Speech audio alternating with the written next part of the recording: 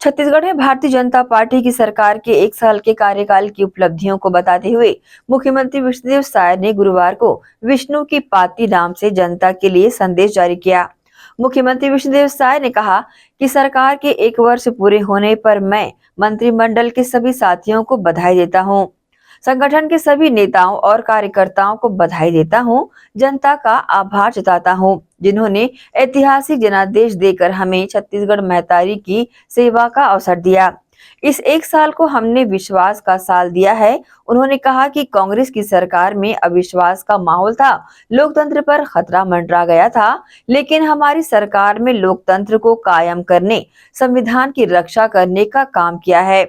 भ्रष्टाचार पर लगाम, गुनहगारों पर कार्रवाई, किसानों के साथ न्याय, धान का कटोरा भरा हुआ है, महतारियों का वंदन, गरीबों को पीएम आवास, पीएससी के युवाओं के साथ न्याय, ये सब हमारी सरकार के 1 साल में पूरा हुआ है। कल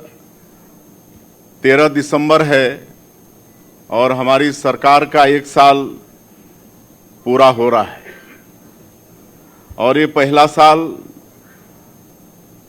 आप लोगों के सहभागिता के साथ विकास के लिए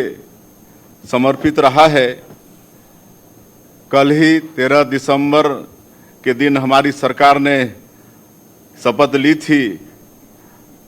और इस 12 महीने में हमारी सरकार ने विकास के अनेकों आयाम स्थापित किए हैं और इस 1 साल को हमने विश्वास का साल घोषित किया है। और पिछली कांग्रेस की सरकार में जिस तरह से विश्वास का संकट था,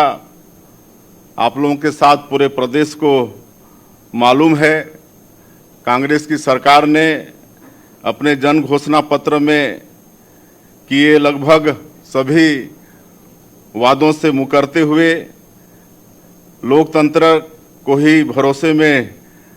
डाल दिया था और छत्तीसगढ़ के साथ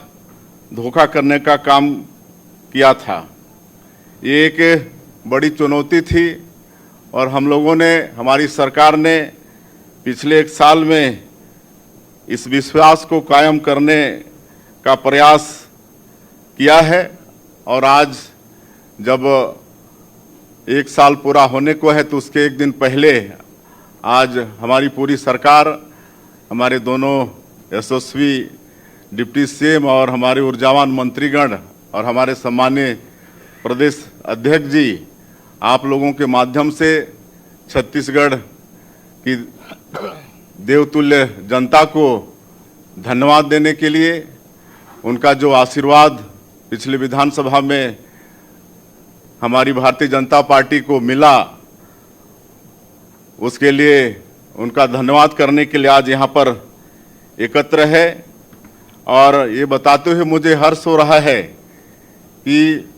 पिछले 2023 के विधानसभा चुनाव में छत्तीसगढ़ की जनता ने, यहाँ के मतदाताओं ने मोदी की गारंटी पर विश्वास किया और हम लोगों को बड़ा जनादेश देकर सरकार में बैठाया। तो हम लोगों ने भी जो मोदी की गारंटी में वादा किए थे, यहाँ की बहनों को, यहाँ के किसानों को, यहाँ के युवाओं को, जो गरीब लोग प्रधानमंत्री आवास से वंचित हो गए थे और कमज़ोर वर्ग के लोगों को सहयोग करने के लिए जो भी वादा किए थे, इस 1 साल में उसको पूरा करने का सौभाग्य हमारी सरकार को प्राप्त हुआ है। और हमने ये भी वादा किया था कि इस प्रदेश में सुशासन स्थापित करेंगे और आज